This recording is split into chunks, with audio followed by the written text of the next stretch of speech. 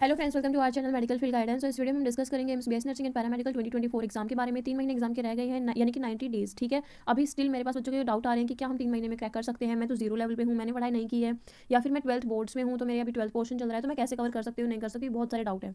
सबका एक आंसर है येस। अगर आप लोग मेहनत कर रहे हो तो 3 महीने इनफ है इस एग्जाम को क्रैक करने के लिए। कोई बहुत ज़्यादा हाई एग्जाम नहीं है। सही क्वेश्चन प्रैक्टिस, सही मेहनत, हार्ड वर्क, स्मार्ट वर्क करोगे, आराम से हो जाएगा। ठीक है, अभी इस वीडियो में हम डिस्कस कर रहे होंगे हमारा मार्च का शेड्यूल। फरवरी का मैंने शेयर कर दिया था आप लोगों को। अब बहुत सारे बच्चे ऐसे होंगे जो नए जुड़े हैं चैनल पे, तो अब उन लोगों को ये होगा कि फरवरी का जो काम है वो हमारा रह गया है, हम पहले वो कर लेते हैं, फिर हम मार्च का शेड्यूल स्टार्ट करेंगे। तो पहले ही मैं बता देती हूँ कि अगर आप लोग किसी भी चीज़ की तैयारी कर रहे हो ना, लाइक अभी मैं आपको शेयर कर रही हूँ शेड्यूल, तो आप पिछला जो आपका छूट गया है उसको अभी मत करो। ठीक है, उसको अभी मत करो, जो अभी साथ साथ चल रहा है उसको कंटिन्यू करो। एंड देन जब हम रिवीजन पे आएंगे वो चीज़ कवर करेंगे, तब आप उस टाइम पे उस चीज़ को कर सकते हो। या फिर अभी आपको जैसे मैं दिखाऊंगी यहाँ पे भी आप कैसे कर सकते हो। तो ठीक है, वीडियो को स्टार्ट करते हैं, आप लोगों को समझ में आ जाएगा कि कैसे क्या चीज़ें करनी है।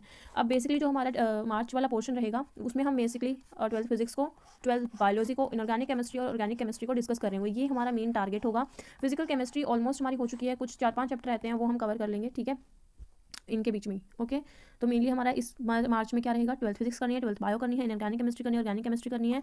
क्योंकि 12th फिजिक्स से 60% ऑफ द क्वेश्चंस आते हैं, तो इट इज़ वेरी इंपॉर्टेंट कि आप लोग इस पर फोकस दो। ठीक है, अब ये भी नहीं है कि सिर्फ 12th करने से सिलेक्शन हो जाएगा, बिकॉज 60 नंबर लाने से कहीं सिलेक्शन नहीं होता। ठीक है, और ऐसा भी नहीं है कि आप लोग इतने इंटेलिजेंट हो कि सिर्फ 12th कर रहे हो और 12th के जितने भी क्वेश्चन आ रहे हैं आप सारे सही करके आ जाओगे, नहीं ना। तो वो है कि आपको 11th पढ़नी पड़ेगी।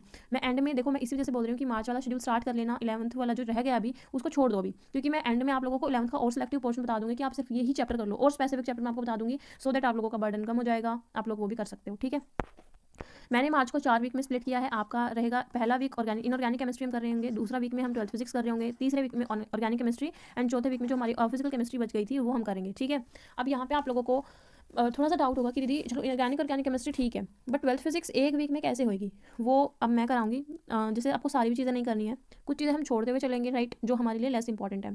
और फिर मान लो जो चीज़ें बच गई, लाइक यहाँ पे मैंने बताया आपके 2 से मतलब 3 से 4 चैप्टर मैक्सिमम रहते होंगे, तो हम जो बाकी बचा हुआ टाइम है उसको यहाँ यूटिलाइज कर लेंगे। ठीक है, 12th फिजिक्स के लिए। और इसके साथ साथ आपकी 12th पारा तो चलेगी ही। लाइक हम ऐसे करते थे ना कि केमिस्ट्री और फिजिक्स में से एक चैप्टर हम डालेंगे और एक आपका बायो का चैप्टर रहेगा, पर डे जो आपको करना है, तो उसमें आप 12th बायो करोगे। ठीक है, अब इनऑर्गेनिक केमिस्ट्री में फर्स्ट वीक में करनी है, तो इनऑर्गेनिक केमिस्ट्री में जो इंपॉर्टेंट चैप्टर्स यहाँ पे आपके आते हैं, मतलब टोटल आपके 8 चैप्टर हैं, उनमें से हम 6 चैप्टर करेंगे। Periodic, chemical bonding, peak block, D and F block, coordination, compound and metallurgy, ये चैप्टर हैं जो हम कर रहे होंगे। आप लोगों को क्या करना है, बेसिकली मैं जो आपको क्वेश्चन की पीडीएफ प्रोवाइड करूँगी वो आपको क्या करनी है, सोल्व करनी है। अब आप बहुत से बच्चे बोलेंगे कि दीदी बिना हम लेक्चर के कैसे सोल्व करें, हमें तो पहले कॉन्सेप्ट सीखने हैं, ये करना है वो करना है। देखो सिंपल सी एक बात आती है, तुम्हारे पास टाइम कम है, राइट।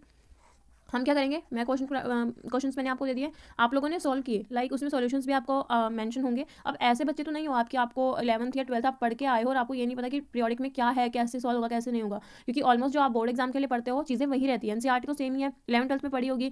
ठीक है, तो क्वेश्चन आप सोल्व कर सकते हो, जो क्वेश्चन नहीं सोल्व हो रहा उसको एक पेपर पर लिखो कि लाइक ये इस क्वेश्चन मुझसे सोल्व नहीं हुआ है। ठीक है, मुझे एक बार बताओ कि दीदी ये क्वेश्चन सोल्व नहीं हुए हैं। लाइव क्लास आपकी उसी दिन होगी, उसी दिन में लाइव क्लास में हम उस डाउट को डिस्कस कर रहे होंगे। ठीक है, ये चीज़ हम करेंगे। और लास्ट में मैं आप लोगों को ये चीज़ मेंशन जरूर करूँगी कि इस पर्टिकुलर चैप्टर से इतनी वैरायटी के क्वेश्चन है, ये आपको वैरायटी करनी ही करनी है। ठीक है, देन आप एंड में क्या करोगे, नोट्स प्रिपेयर करोगे अपने, क्योंकि नोट्स बहुत इंपॉर्टेंट है। ठीक है, आप लोगों को भी पता है, तो नोट्स आपको कहाँ से बनाने हैं, क्वेश्चन बैंक की हेल्प से बनाने हैं। सेकंडली आप लोग माइंड मैप की हेल्प से बनाओगे, जो कि ऑलरेडी अपलोडेड है। ठीक है, माइंड मैप मिल जाएगा, मतलब मिला हुआ है, और क्वेश्चन बैंक आपको अकॉर्डिंग टू द शेड्यूल मिल जाएंगे। अब शेड्यूल क्या है आपका, जैसे 4 मार्च से हम स्टार्ट कर रहे हैं, कल से हम शुरू कर रहे हैं, तो 10 तारीख तक 7 दिन हो जाएंगे।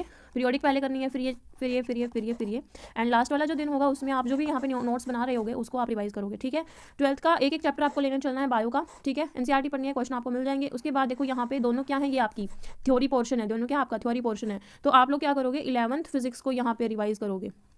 ठीक है, कैसे करोगे, अब जो बच्चे हैं, मान लो पुराने बच्चे जो हैं जिन्होंने बहुत पहले से ज्वाइन कर रखा है, उनका 1-2 चैप्टर रहता होगा, वो यहाँ पे कर सकते हो। जिनका सारे पूरे हो चुके हैं वो अपना वीक चैप्टर कोई भी रिवाइज कर लो, कि मेरा ना पर्टिकुलर ये 2-3 चैप्टर वीक है, उनको मैं यहाँ कर लूँ। और जो बच्चे नए हैं जिन्होंने अभी भी बैच ज्वाइन किया है, वो अपना 11th फिजिक्स का एक एक चैप्टर यहाँ पे शुरू कर सकते हो करना। ठीक है, 11th फिजिक्स के 7 चैप्टर हो जाएंगे, अराउंड 10 एक चैप्टर होंगे टोटल, तो अराउंड ऑलमोस्ट आपकी 11th फिजिक्स यहाँ पे रिवाइज हो जाएगी। ऐसे ऐसे मैं आगे आपको बता दूंगी, वैसे ही रिवाइज करना है।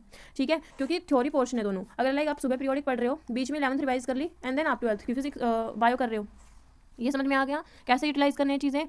इतना कर लोगे आराम से सिलेक्शन हो जाएगा, कोई भी ऐसा नहीं होगा कि आपको प्रॉब्लम आ रही है, क्योंकि 90 डेज इनफ होते हैं।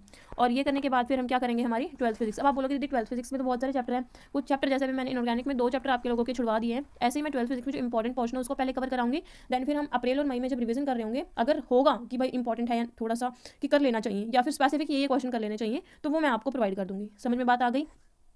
आई होप मार्च का महीना कैसे पूरा करना है माइंड में क्लियर होगा। ठीक है, सिर्फ ऐसे करके चलोगे कि पहले मैं फिजिक्स कर लूँ, फिर मैं केमिस्ट्री करूँगी, देन बायो करूँगी, तो भी कहीं ना कहीं वो चीज़ लैक करती है, नहीं हो पाएगी। ठीक है, मैंने एक बार आप लोगों को बोला था कि ऐसे कर सकते हो, बट कहीं ना कहीं वो ना माइंड में तीनों चीज़ें घूमनी चाहिए, पीसीबी तीनों घूमनी चाहिए एक दिन में, तो वो चीज़ ज़रूरी है।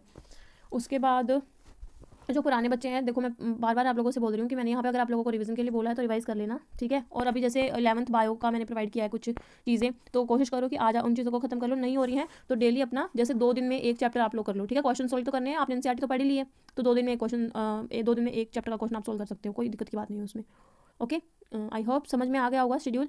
प्लीज़ ऐसा मत करना कि तुम लोग 11th का करने बैठ रहे हो, अभी नए बच्चे जो देख रहे हैं वीडियो, अभी जो मैंने बताया वही चीज़ें फॉलो करो, जहाँ मर्जी से कर रहे हो। ठीक है, इस काइंड से शेड्यूल बनाओ कि आप लोग हर एक चीज़ को रिवाइज कर लो, बिकॉज टाइम कम है। ठीक है, अभी आगे 2 ही महीने रह जाएंगे इस चीज़ को, ये चीज़ करने में ना तुम्हें 1 महीना लग जाएगा, पता भी नहीं चलेगा, फिर तुम्हारे पास एंड में 2 महीने रह जाएंगे। ठीक है, बट एक बार माइंड में से सारी चीज़ें गो थ्रू हो चुकी होंगी तो कॉन्फिडेंस रहेगा, कॉन्फिडेंस है तो एग्जाम आप बहुत आराम से क्लियर कर लोगे, कोई दिक्कत नहीं आएगी। ठीक है, thank you for watching this video. Again कोई डाउट या क्वेरी है तो आप कमेंट सेक्शन में पूछ सकते हो, बाय या फिर आप डायरेक्ट व्हाट्सएप पे भी पूछ सकते हो, आपको नंबर मिल ही जाएगा स्क्रीन के ऊपर। ठीक है, थैंक यू।